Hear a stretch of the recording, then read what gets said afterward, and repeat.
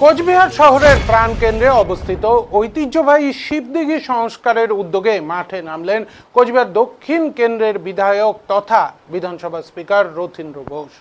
কোচবিহার দক্ষিণ কেন্দ্র থেকে নির্বাচিত হওয়ার পর থেকেই তিনি শহরের বিভিন্ন দিঘি সংস্কারের প্রতিশ্রুতি দিয়েছিলেন। সেই প্রতিশ্রুতির অংশ হিসেবে শুক্রবার সকালে কোচবিহার পৌরসভার অন্তর্গত ৬ নম্বর ওয়ার্ডের শিবদিঘি পরিদর্শনে যান তিনি। এদিনের পরিদর্শনে বিধায়কের সঙ্গে উপস্থিত ছিলেন মহকুমা শাসক, কোচবিহার পৌরসভার আধিকারিক সহ স্থানীয় বিজেপি নেতৃত্ব।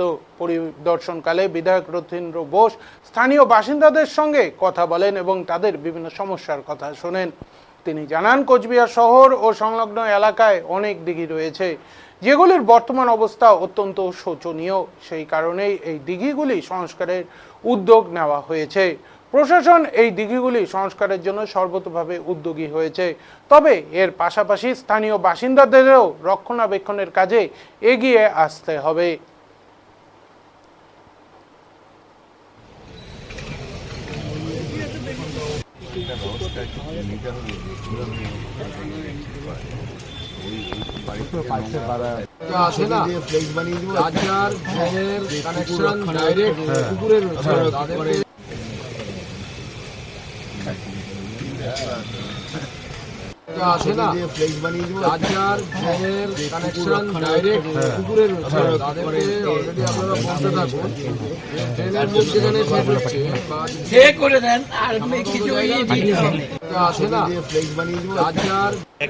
দিঘিগুলো পরিষ্কার করা হচ্ছে, আজকে এখানে এলেন।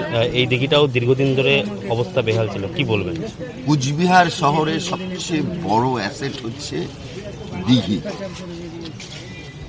আমাদের এখানে সবাই জলাশয়, জলের যে ব্যবস্থা আছে সেটাকে বলে দিঘি, এবং এর মধ্যে 48টা দিঘি আছে হচ্ছে কুচবিহার শহর এবং আশেপাশে, যেটা হেরিটেজের আন্ডারে পড়ছে, এবং এগুলো অপরিষ্কার অবস্থায় থাকার ফলে মানুষের রোগের